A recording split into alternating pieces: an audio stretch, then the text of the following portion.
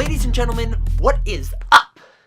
Now, as many of you I'm sure are very aware, another Grinch reboot has just recently hit theaters, but there's something slightly different about this reboot than the other previous two. And that has to do with the title.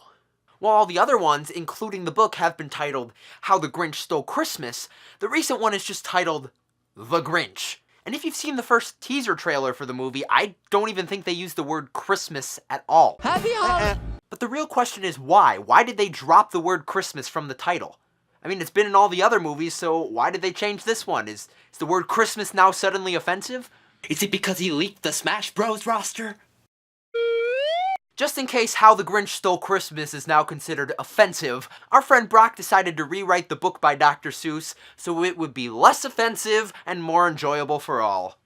I hope you enjoy. Oh, hi! I'm Brock! Today, we're gonna do story time with Brock! That's me. So before we start, I'm gonna show you around my winter wonderland. Oh, let's start over here. Over here, we have my pet tree. And this right here is Snowflake and Uncle Martin, my little cute snowman. Oh, and this is my fireplace.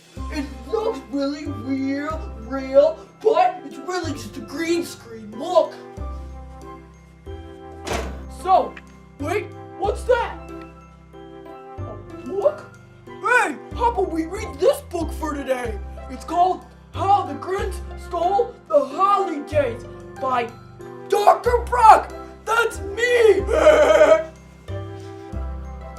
Today we're gonna be reading this book because I found it sitting over there randomly. Oh, look, there's these little tiny words down there. It says a less offensive version of How the Grinch Stole Christmas, so we can all enjoy. We're gonna open to the first page. How the Grinch Stole the Holidays. It says, for Brock. That's me! Every equal individual down in Whoville like the holidays a lot. I do too. But the Grinch, who lived just north of Whoville, did not. And we respect his point of view, right, kids? The Grinch strongly disliked the holidays, the whole holiday season. Now, please don't ask why. No one quite knows the reason. It could be his head wasn't screwed on just right. It could be perhaps that his shoes were too tight. But I think that the most likely reason of all may have been that his heart was 2 sizes too small. But he should see a certified doctor before taking my word for that. All the Who girls and boys and others who decided not to share their gender on Google would wake bright and early. They'd rush for their toys and then all the noise.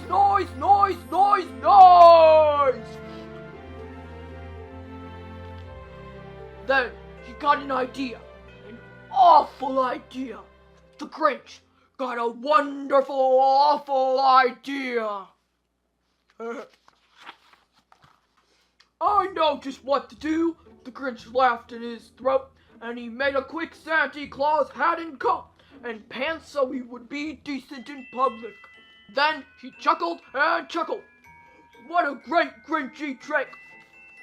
With this coat and this hat and these pants, I look just like Nick. All I needed is a reindeer.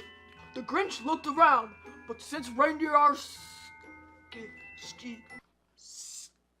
scars, there were laws against animal abuse. Did that stop the old Grinch? No, the Grinch simply said, if I can't find a reindeer, I'll make one instead, legally. So he called his dog Max, then he took some red thread and he tied a big horn on the top of his head. That rhymes. After first getting his consent so PETA wouldn't come after him, then he loaded some bags and some old empty sacks on a ramshackle sleigh, and he hitched up old Max, who gave him permission to do so. Then the Grinch said, giddy up, boy! And the sleigh started down towards the homes where the people lay a snooze in their town. All their windows were dark, quiet snow filled the air. All the people were all dreaming sweet dreams without care. When he came to the first little house on the square, this is stop number 1. To make the book less offensive, we included many different kids of many different racial backgrounds. Because Dr. Seuss was very, very racist, making all those white children. Then he slid down the chimney, a rather tight pinch, but if Santa could do it, then so could the Grinch, or anyone who tried. He got stuck only once, for a moment or two. Then he stuck his head and the fireplace flew, where the little kids' stockings all hung in a row. These stockings, he grinned, are the first thing to go. Then he slithered and slunk, with a smile most unpleasant, around the whole room, and he took every present, pop guns and bicycles, roller skates and drums, checkerboards, tricycles, popcorns and plums, and Fortnite Monopoly. And he stuffed them in bags. Then the Grinch very nimbly stuffed all the bags, one by one up the chimney. And the Grinch grabbed a tree, and he started to shove, when he heard a small sound like the coo of a dove. Cuckoo! Cuckoo! Cuckoo! He turned around fast, and he saw a small child, little anonymous girl whose parents didn't give permission to be identified in this book. The Grinch had been caught by this tiny daughter, who got out of bed for a cup of cold water.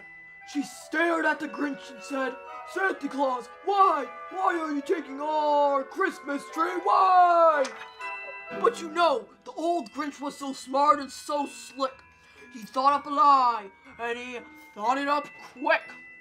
Why, my sweet little tot. Just like a tater tot. The fake Santa Claus lied. There's a light on this tree that won't light on one side. And since I embrace equality for all, I'm taking it home to my workshop, my dear. I'll fix it up there, then I'll bring it back here. Then he did the same thing to the other people's houses, leaving crumbs too small for the little people's mouses. 3,000 feet up on the side of Mount Crumpet, he rode with his load to the tip-top to dump it. Boo-hoo to the equal citizens, he was grinchiously humming. They're finding out now that no holiday is coming. They're just waking up. I know just what they'll do. The mouths will hang open a minute or two. Then the people down in Whoville will all cry boo-hoo.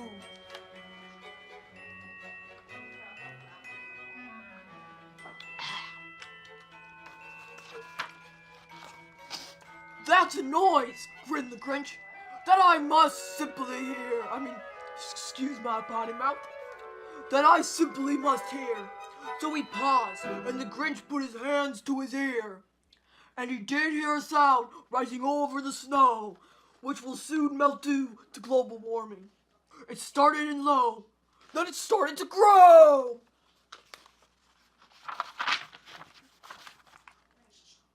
But the sound wasn't sad. Why, the sound sounded merry. It couldn't be so, but it was merry, very. He stared down at Whoville. The Grinch popped out his eyes. Don't pop out your eyes at home, kid. Then he shook. What he saw was a shocking surprise. Every person down in Whoville, the tall and the small, were singing without any presents at all. And hadn't stopped the holidays from coming. It came! Somehow or other, it came just the same. and the Grinch with his Grinch feet, ice cold in the snow, stood puzzling and puzzling. How could it be so? It came without ribbons, it came without tags, it came without packages, boxes, or bags, or arguments over religious differences. Those are big problems these days. And he puzzled 3 hours, till his puzzler was sore.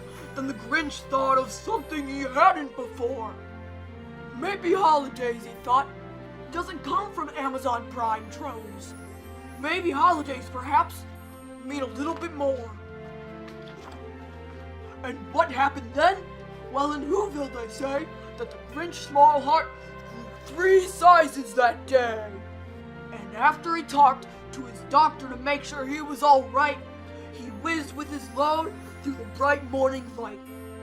And he brought back the toys and the food for the feast, and he himself, the Grinch, carved the roast beef, along with a gluten-free salad option for Cousin Brickie's vegan dietary restrictions. The end. Thanks for reading with me. Wasn't that a good book? No. Shut up, Frank! I hope you all have a great politically correct holiday season. Bye!